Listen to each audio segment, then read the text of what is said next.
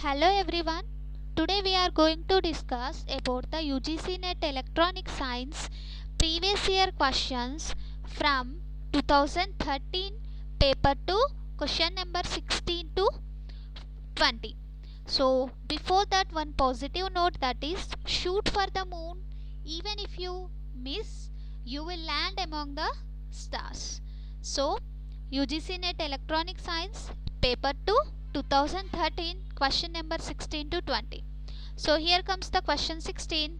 The output impedance in an ideal op-amp is. So here the output impedance of an ideal op-amp is. So the options are 0 ohms, 20 ohms, 60 ohms and infinity. So the output impedance of the ideal op-amp is 0 ohms. So the ideal op-amp is having certain characteristics like input impedance, output impedance, CMRR, that is common mode rejection ratio. The common mode rejection ratio is nothing but ability of the operational amplifier to reject the common signals, because the operational amplifier is nothing but the differential high gain amplifier. So it is used to amplify the difference between the two signals. So it is reject the common signals. So that's why the CMRR is one of the characteristic of the ideal op-amp, and we are having certain characteristics like slew rate, bandwidth and so on.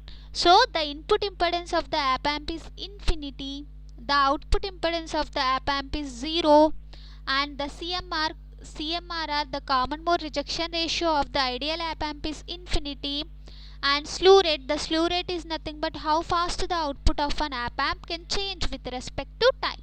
So that value is also infinity, and bandwidth is also infinity. So the output impedance of an ideal op-amp is 0. This means that regardless of the amount of current drawn by the external load, the output voltage of the op-amp can be unaffected. So that's the reason the output impedance of an ideal op-amp is infinity. So the next question is from the C language. So here the question is, what will be the output of the following statement? The statement is given as int a equal to 5, b equal to 2, c equal to 10, I equal to a greater than b, void main and printf hello main. So here they are giving the void main and they are ended with the main.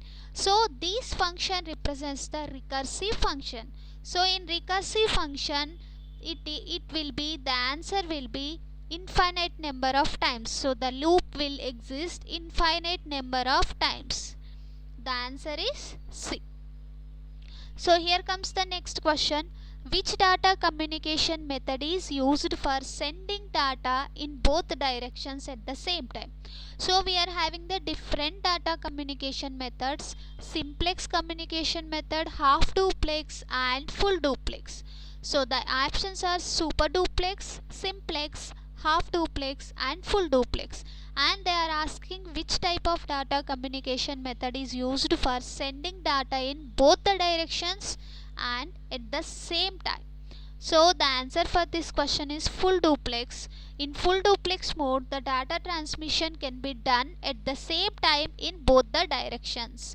So the devices can transmit and receive the data simultaneously. So we are having the three types of transmission modes: simple mode, half duplex mode and full duplex mode. So in simplex mode or simple mode, only one device can transmit the signals.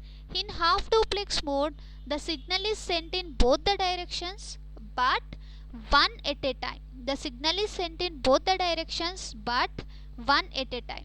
In full duplex mode, the signal is sent in both the directions at the same time.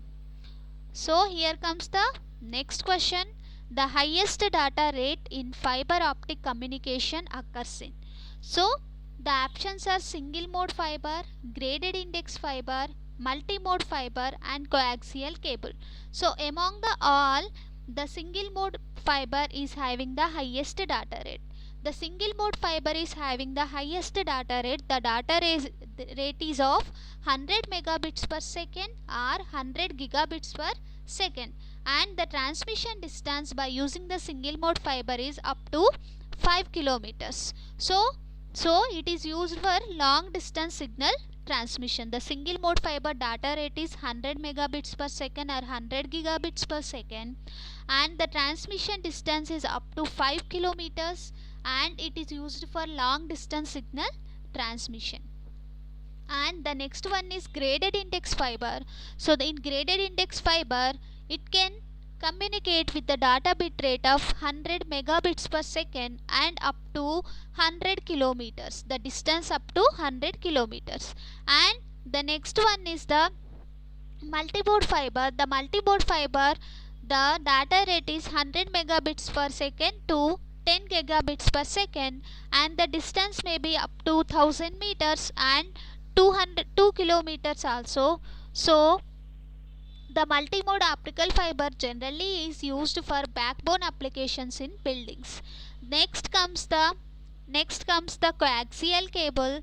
The coaxial cable data rate is 1 gigabit per second, and so out of all the graded index fiber and the coaxial cable and multimode fiber, the single mode fiber is having the higher data rate.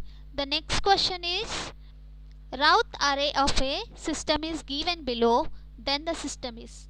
So here this is the Routh array of the system: s power 4, s power 3, s power 2, s power 1 and s power 0, and they are asking about whether the system is stable, unstable, marginally stable or conditional stable. So by using Routh array we can find out the absolute stability of the system. So in order to find out the stability, we have to observe the elements in the first column of the Routh array. So if all the elements in the first column of the Routh array are having the same sign, then the system is said to be stable.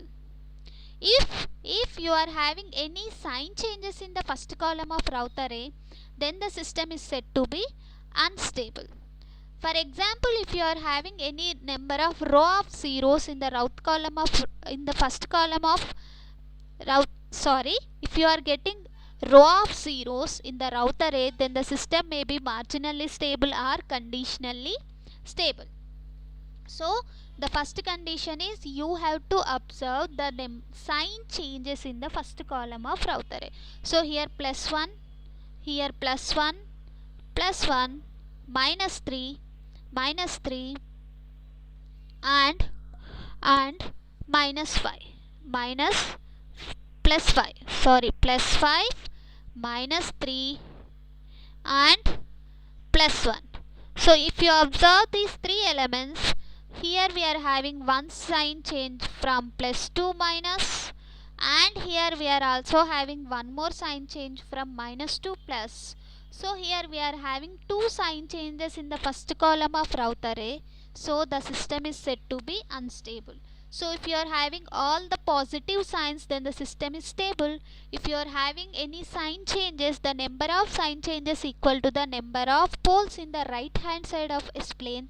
So if you are having any number of sign changes, then the system is said to be unstable. If you are getting the row of zeros, then the system is sometimes marginally stable or conditionally stable. Stable. So thank you for your attention. Hope you get some knowledge by discussing these 4 questions. So thank you all.